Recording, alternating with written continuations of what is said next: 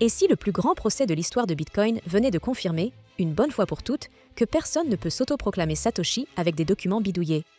Dans cette vidéo, on plonge dans le jugement COPA contre Craig Wright, un procès historique qui raconte aussi l'histoire de Bitcoin, de ses débuts anonymes jusqu'à sa défense par la communauté.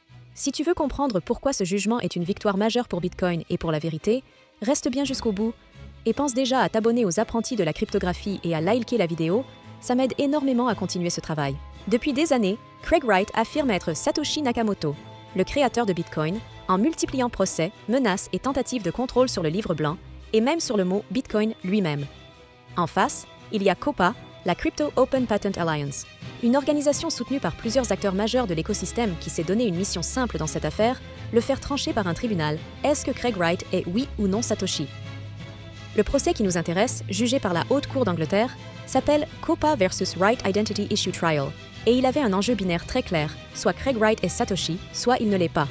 Et tu vas le voir, ce procès a mis à nu des années de manipulation, de documents falsifiés et de récits réécrits autour de Bitcoin.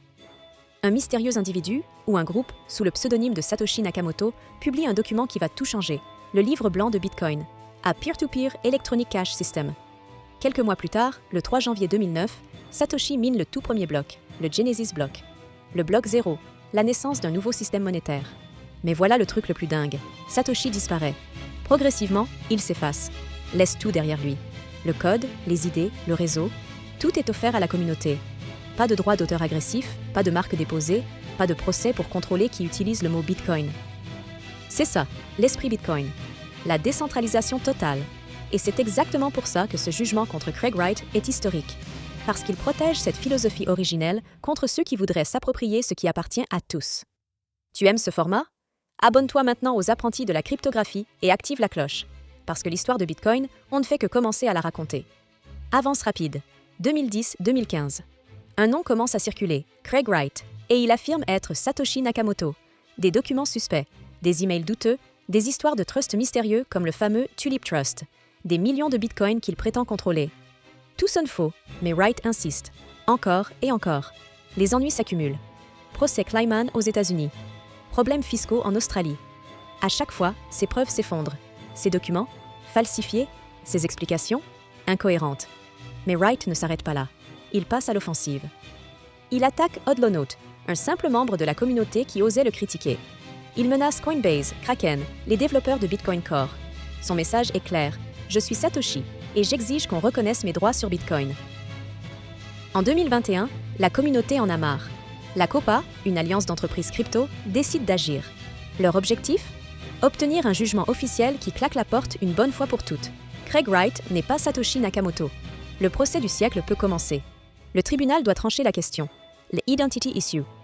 La seule qui compte vraiment, Craig Wright est-il Satoshi Nakamoto, oui ou non? Pas de zone grise, pas d'échappatoire. Les deux camps débarquent avec des montagnes de preuves. Documents, emails, fichiers techniques, analyses d'experts, procédures passées. Tout y passe.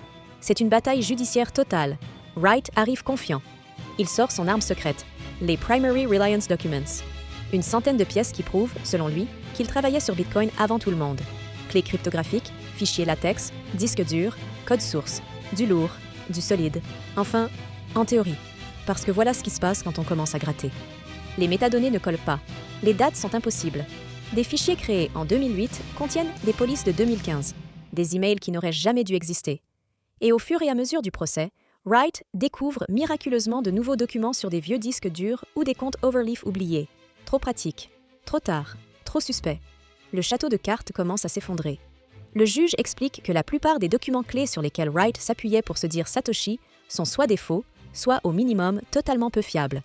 Les experts ont analysé des centaines de fichiers et ont conclu que des métadonnées avaient été manipulées, que des documents présentés comme anciens avaient en réalité été créés ou modifiés bien plus tard, parfois en 2020 ou 2023. Le jugement parle d'une très vaste échelle de falsification, détaillant comment les versions de documents, les chaînes de garde et les histoires associées évoluaient dès que la défense se faisait contredire par une expertise technique. Même des éléments censés être décisifs, comme des fichiers latex prétendument impossibles à reconstruire à partir du livre blanc ou des documents issus d'un vieux disque dur BDO, se sont révélés incohérents à l'analyse. En tant que maxi, c'est un rappel puissant. Bitcoin n'a pas besoin de gourous qui fabriquent des preuves après coup pour exister, la vérité est inscrite dans la blockchain, pas dans des PDF bricolés. Si tu veux qu'on creuse ensemble ce genre de dossier et leur impact sur la crédibilité de l'écosystème, lâche un gros like et abonne-toi aux apprentis de la cryptographie. Wright a aussi beaucoup mis en avant des signing sessions privées, notamment avec Gavin Andresen et John Matonis, pour prétendre avoir prouvé qu'ils possédaient les clés des blocs précoces de Bitcoin, comme les blocs 1 et 9. Le tribunal rappelle un point simple: si Wright était vraiment Satoshi, il lui suffirait de signer une transaction avec une clé connue. Au lieu de ça, ces séances reposaient sur des configurations techniques complexes, contrôlées par Wright, laissant la porte ouverte à des manipulations, et sans que personne, en dehors de lui, n'ait une preuve indépendante incontestable de la possession de ces clés. Le juge considère donc que ces démonstrations privées ne prouvent rien de solide, surtout face à la montagne de documents falsifiés exposés par ailleurs. Le jugement revient aussi sur d'autres litiges qui, sans être utilisés pour copier les conclusions d'autres juges, montrent un modèle déjà ancien d'histoire changeante, de documents douteux et d'explications improbables autour de trusts, de milliards en bitcoin et de clés supposément perdues ou fragmentées. Par exemple, dans l'affaire Kleiman, un juge américain a déjà relevé des incohérences massives autour du fameux Tulip Trust et des prétentions de Wright sur des millions de BTC. Le fisc australien avait déjà des irrégularités dans des transactions liées aux sociétés contrôlées par Craig Wright, avec des paiements trouvés en bitcoin jugés peu crédibles. Pour le tribunal anglais, tout cela montre que, dans ce contexte, les affirmations de Wright devraient être appuyées par des preuves très solides, mais il n'y arrive qu'en présentant des documents modifiés ou falsifiés. Au final, COPA a réussi à montrer, selon la règle juridique de la balance des probabilités, que Craig Wright n'est pas Satoshi Nakamoto. À l'inverse, Craig Wright n'a pas réussi à prouver qu'il est le créateur de Bitcoin, ni l'auteur du livre blanc, ni du code original, même après des années à l'affirmer et à présenter des preuves qui se sont révélées en grande partie falsifiées. Le tribunal souligne que si Wright était réellement Satoshi, il aurait pu le démontrer facilement et honnêtement, au lieu de s'enfoncer dans des falsifications à grande échelle, des récits réécrits et des explications techniques de plus en plus invraisemblables.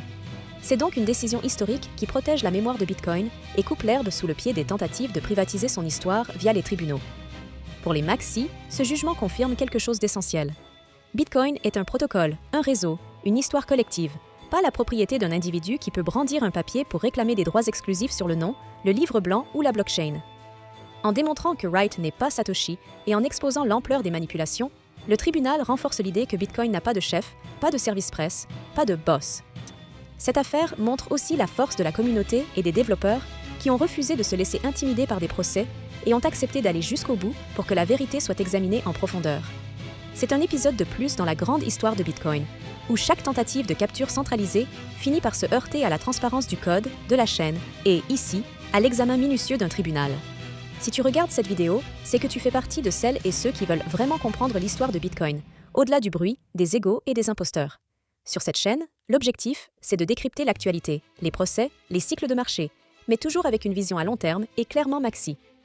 Donc, si ce format t'a plu, abonne-toi aux apprentis de la cryptographie. Lâche un gros like, ça aide énormément l'algorithme. On se retrouve très vite pour un nouvel épisode. Et surtout, n'oublie pas une chose: que les documents peuvent mentir, les récits peuvent mentir, mais Crypto Nanou n'oublie rien.